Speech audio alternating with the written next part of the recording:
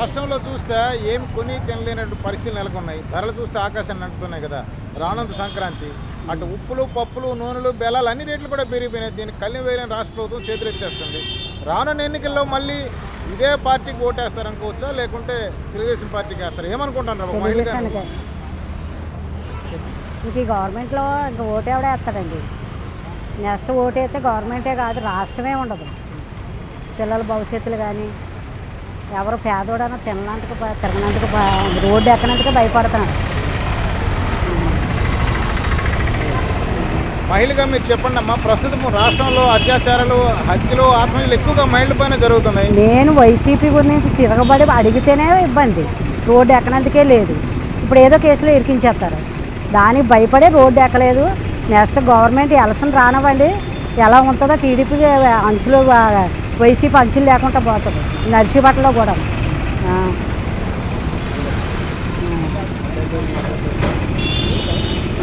అంటే ప్రస్తుతం రాష్ట్రంలో చూస్తే మద్యం అంటే బ్రాందీ షాపులు ఇవి ఎక్కడ పెడితే అక్కడ ఇచ్చేసాడు కదా. పిల్లలు కూడా, చిన్నపిల్లలు కూడా తాగే పరిస్థితులు నెలకొన్నాయి రాష్ట్రంలో.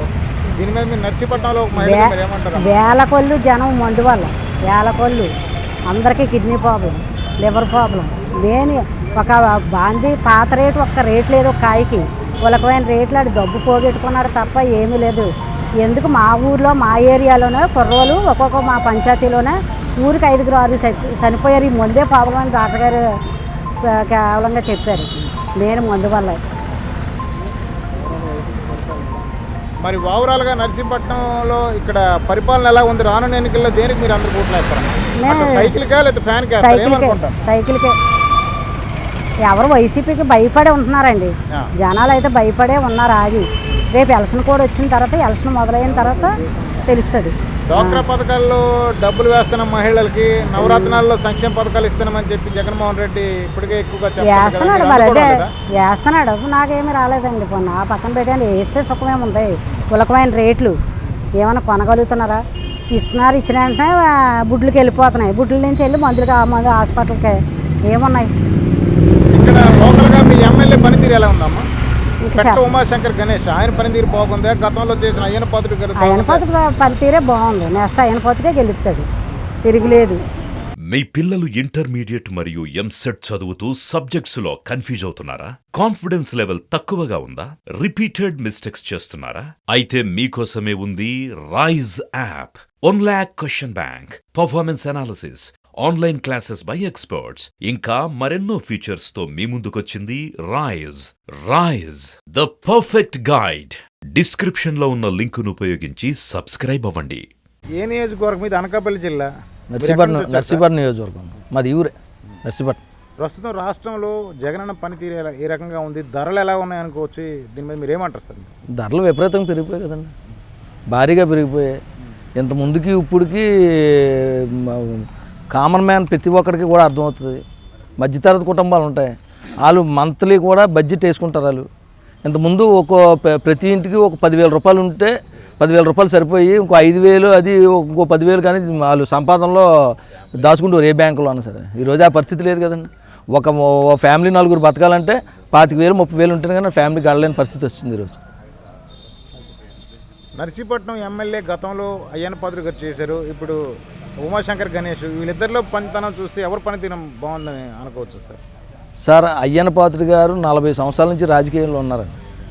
ఆయనకి ఎటువంటి మచ్చ కానీ, అవినీతి మచ్చ ఏ రోజు కూడా ఆయన ఏ రోజు తప్పు పని చేయలేదండి. ఎవరైనా సరే పార్టీ కార్యకర్తలు కానీ, పార్టీ నాయకులు కానీ తప్పు చేస్తే ఆయన సమస్యానికి కానీ ఎవరైనా వెళ్ళి ఇది పరిస్థితి అని చెప్తే వాళ్ళ కేడర్ని కూర్చోబెట్టి నాన్న చివేట్లు పెట్టేవారండి. అంతే తప్ప ఎప్పుడు కూడా అవినీతికి ప్రోత్సహించలేదండి. ఈరోజు పెట్ల గణేష్ ఎమ్మెల్యే నర్సీపట్నం నియోజకవర్గం అవినీతిమయమైపోయింది సార్, మామూలుగా కాదండి. ఈరోజు రోడ్డు వైండింగ్ జరుగుతుంది నర్సీపట్నంలో. రోడ్డు వైండింగ్లో బేబస్వైన అవినీతి జరుగుతుందండి. క్వాలిటీ లేదు ఆ రోడ్డు. ఎవరో ఒకసారి 100 అడుగులు అంటాడు, ఒకసారి 90 అంటాడు, ఒకసారి 80 అంటాడు. ఏది కూడా క్లారిటీ లేదండి. కాంట్రాక్టులు కూడా నాసిరాక ఆర్డీఓ గారు, మొన్న ఆర్డీఓ గారు డైరెక్ట్గా చెప్పారండి, ఏమని నాణ్యత ఉండటం లేదు రోడ్లు అలాగని చెప్పేసి. ఇంకంతకన్నా నిదర్శనం ఏంటి కావాలన్నా? ఈరోజు మున్సిపాలిటీలో ఒక ఇల్లు కట్టాలంటే 2 లక్షల నుంచి 3 లక్షల వరకు కూడా ప్లాన్ అప్రూవల్ కావాలంటే లంచం అడుగుతున్నారండి. నర్సీపట్నం నియోజకవర్గం అంతా మీరు తిరగండి, నర్సీపట్నం మున్సిపాలిటీ కూడా తిరగండి, ఎక్కడా కూడా ఎవ్వరు కూడా ఇల్లు కట్టడం లేదని సామాన్యుడు ఎవడో కూడా భయపడిపోతున్నారు ఇలా చూసి. అదే నర్సీపట్నం పరిస్థితి. ఏమంటే పై స్థాయి నుంచి కూడా అందరికీ డబ్బులు ఇచ్చి రావాలా, మీరు 2 లక్షలు ఇస్తేనే కానీ మీకు అప్రూవల్ ఇవ్వలేదన్న పరిస్థితి వచ్చింది. ప్రజాప్రతినిధులే డైరెక్ట్గా ఫోన్ చేస్తున్నాడు వైసీపీ నాయకులే ఆ ఇల్లు కట్టుకున్న వాడికి ఫోన్ చేసి నువ్వు డబ్బులు ఇస్తావా లేకపోతే జేసీబీ వచ్చేస్తుంది తీసేస్తారు, జేసీబీ వచ్చేస్తుంది తీసేస్తారు. అలా జరుగుతుందని నర్సీపట్నం పరిస్థితి. మద్య నిషేధం దశలవారీ అన్నాడు కదా, మద్య నిషేధం అనేది ఎక్కడ కనిపించట్లేదు. మీ పక్క నియోజకవర్గం చోడవరంలో గత 31st నైట్ సెలబ్రేషన్ చేసుకుంటారు స్టూడెంట్స్. ఆ చిన్నపిల్లలే మద్యం తాగి దానికి బానిసైన పరిస్థితులు నెలకొన్నాయి కదా, దీని మీద ఏమంటారు సార్? ఈ మద్యం అమ్మకాల పైన ఎక్కడ చూసినా మద్యం అమ్మకాలు జోరుగా ఉన్నాయి ఈ ప్రాంతంలో, దీని మీద ఏమంటారు సార్ మీకు? అభివృద్ధి పక్కన పెట్టండి, వీళ్ళు అభివృద్ధి చేస్తారో చేయరని జనం చూశారు, ఇంకా 5 సంవత్సరాలు గడిచిపోయింది, ఇదంతా పక్కన పెట్టండి. ఈరోజు యువత అంతా కూడా గంజాయి పాలు అయిపోయారండి. మద్యం విపరీతంగా ఏర్లే పారుతుందండి, ఎక్కడ పడితే అక్కడ మద్యం దొరుకుతుంది. బెల్ట్ షాపులు ఎక్కడ పడితే అక్కడ బెల్ట్ షాపులు ఉన్నాయి. నైట్ 100 రూపాయలు ఎక్స్ట్రా ఇస్తే ఎక్కడైనా సరే మందు దొరుకుతుంది ప్రతి క్వార్టర్ మీద కూడా. అంత విపరీతంగా పెరిగిపోయిందండి. ఎవడో కూడా పై అధికారులకు చెప్పినా వాళ్ళు పట్టించుకునే దిక్కులేదు. నీకు నాయకులు బాగుంటాయి కదండి, వ్యవస్థలు బాగుంటాయి. నాయకులు బాగుంటేనే కదా వ్యవస్థలు బాగుంటాయి. ఎక్కడ కుర్రోళ్ళు రోడ్ల మీద తాగేసి గంజాయి తిరుగుతున్నారు. ఈ నర్సీపట్నంలో బాగా ఎక్కువైపోయిందండి. ఈ ప్రభుత్వం వచ్చిన తర్వాత ఇక్కడ పెట్ల గణేష్ ఆ విషయంలో ఇంకా ఫెయిల్యూర్ అయిపోయాడు. గంజాయి నరికెట్లేకపోయాడు. అయ్యన్న పాత్ర గారు ఉన్నప్పుడు భయపడేవారండి, ఆఫీసులు కూడా భయపడేవారు. తర్వాత ఏంటంటే అలాంటి ఏమన్నా కానీ బయటకు వచ్చాయంటే వెంటనే రివ్యూ పెట్టేవారు అయ్యన్న పాత్ర గారు. మొత్తం డిపార్ట్మెంట్లు అన్నీ పిలిచేవారు, ఎక్స్చేంజ్ ఫారెస్ట్ అంతా కూడా పిలిచి రివ్యూ పెట్టేవారు పోలీస్ డిపార్ట్మెంట్తో సహా. ఈరోజు పరిస్థితి ఏంటి? విపరీతమైన గంజా కాల్స్తున్నారు నర్సీపట్నం కుర్ర యువత అంతా పాడైపోయిందండి. మందు రాత్రి ఇంతకుముందు మొన్నటిదాకా 9 గంటలకు కడిసివారండి, ఇప్పుడు 10 గంటల దాకా ఉంచుతున్నారు వైన్ షాప్లో. మొన్నటి నుంచే మన 30% నుంచి ఉంచుతున్నారు సార్.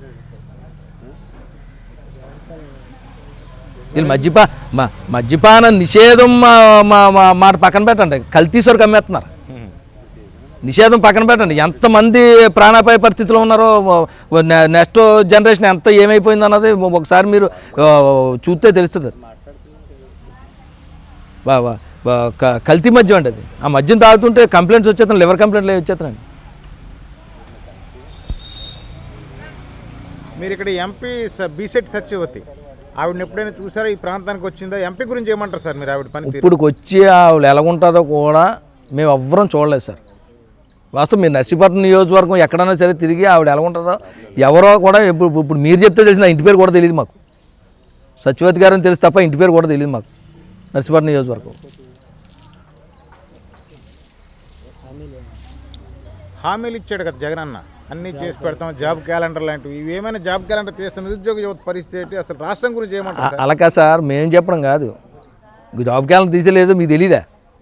ఇది ఎక్కడైనా ప్రెస్కి వచ్చిందా లేకపోతే ఏమైనా టీవీలో చూపెడతారు కదా. ఇప్పుడు జాబ్ క్యాలెండర్ డబ్బులు అప్పు చేసి తెచ్చి డబ్బులు ఎత్తేనే పెద్ద అడవాడు చేసి బట్టలు లైన్ నొక్కుతున్నారు కదా. అప్పులు చేసే కదా తెస్తున్నాడు. అభివృద్ధి మీద ఏమైనా సృష్టిస్తున్నాడా సంపద? అప్పు చేసే కదా తెస్తున్నాడు. ఈరోజు రాష్ట్రం పరిస్థితి ఏంటి? 12 లక్షల కోట్లు 10 లక్షల కోట్లు అప్పు అయిపోయింది రాష్ట్రం. అలాంటిది జాబ్ క్యాలెండర్ తెస్తాడు ప్రతి సంవత్సరం. ఏది జాబ్ క్యాలెండర్ అయితే మీకు తెలియకుండా మాకు తెలియకుండా ఏం తీయలేదు కదా. జాబ్ క్యాలెండర్ తీస్తే తెలుస్తుంది కదా అందరికీ. అది పరిస్థితి ఈరోజు ఇంతకుముందు రైతులు ఉండేవారు. రైతులు మనం డబ్బులు కట్టి డబ్బులు విత్తనాలు మార్కెట్ యార్డ్కి వస్తే మనం డబ్బులు కట్టి ఇడిపించుకునేవాళ్ళు మేము రైతులు. మా వ్యవసాయం చేసుకునేవాళ్ళు. ఈరోజు మనం ముందుగా డబ్బులు డిపాజిట్ చేస్తే మన డబ్బులు పెట్టి రైతులు విత్తనాలు ఇడిపిస్తున్నారు. అది ప్రభుత్వ పరిస్థితి ఈరోజు. సెంట్రల్ గవర్నమెంట్కి ఇన్సూరెన్స్ కట్టలేదంటే ఇప్పుడు వచ్చి ఆ మధ్యనే తుఫాన్లో భూములన్నీ మునిగిపోతే ఏడు పరిస్థితి అంటే నష్టపడేది అంటే సెంట్రల్ అడిగితే సెంట్రల్ మా టీవీలో అట్లా చూసాం ఇన్సూరెన్స్ కట్టలేదు అన్నాడు. మర్చిపోయాను వీళ్ళు చెప్తున్నారు. అది ప్రభుత్వం తల పనితీరు. ఇక్కడ ఎంపీగా టీడీపీ తరఫున విజయ్ కావాలని కోరుకుంటారా మీ నర్సీపట్నం? ప్రతి ఒక్కరూ కూడా విజయ్కి ఇస్తే ఎంపీ బాగుంటుందని ప్రతి ఒక్కరూ కూడా ఆశిస్తున్నాం. ఆశించడం కాదు, ఆశపడుతున్నాం కూడా. ఆయన నాన్నగారి కంటే ఆ నాన్నగారు ఎంతవరకు బాగా చేస్తారో ఆయన అంతకన్నా మించి చేస్తాడని మాకు నమ్మకం అండి. ఎందుకంటే బాగా చదువుకున్నాడు ఆయన. జిల్లాలలో ఉన్న సమస్యలను కూడా సెంట్రల్ వరకు తీసుకెళ్ళగల సత్తా ఉంది ఆయనకి. మంచి హెల్పింగ్ నేచర్ బాగా ఎక్కువ ఉంటుందండి. ప్రతి ఒక్కరు కూడా హెల్ప్ చేస్తారు ఆయన. ప్రతి ఒక్కరికి కూడా ఎవరికైనా హెల్త్ బాగోకపోయినా ఎవరన్నా నిరుద్యోగులు కుర్రోళ్ళు ఉంటే వాళ్ళు తెలిసిన కంపెనీల్లో వాళ్ళ ఫ్రెండ్స్తో వాళ్ళతో మాట్లాడించి ఉద్యోగాలు వేయించడం చాలా చేస్తారండి. ఎవరికైనా హెల్త్ బాగోపోతుందంటే ధన సాయం చేస్తారు. మొన్న ఇక్కడ తుఫాన్ అది వచ్చినప్పుడు చాలా సాయం చేశారండి ఇక్కడ రైతులకు కానీ అందరికీ కూడా. ఆయనే స్వయంగా వాటర్లో అది దిగి ఆయన నేను అయ్యన్న పాత్రుడు గారి కొడుకుని లేదు నేను హోదా చూపించాలి అలాంటిది ఏమి ఉండదండి. వాళ్ళ పిల్లలిద్దరూ కూడా అంతతో మా ముందు పుట్టి పెరిగారండి వాళ్ళు. ఆయన చిన్నప్పటి నుంచి మేము చూస్తున్నాం. అలాంటి ఒకవేళ విజయ్ ఎంపీకి పనికిరాడు అనుకుంటే అయ్యన్న పాత్రుడు గారు చెప్పేస్తారండి పార్టీకి పనికిరాడు, పార్టీకి నష్టం జరుగుతుంది అని చెప్పేసి. ఈరోజు మేము అందరం అయ్యన్న పాత్రుడు గారు కూడా మేము కూడా వీళ్ళందరం కోరుకునేది ఏంటంటే ఆయన గళం మొత్తం ఢిల్లీ దాకా వినిపించగలడం, మన జిల్లాకి న్యాయం చేయగలడని కోరుకుంటూ మేము అందరం కూడా నమ్ముతున్నాం సార్.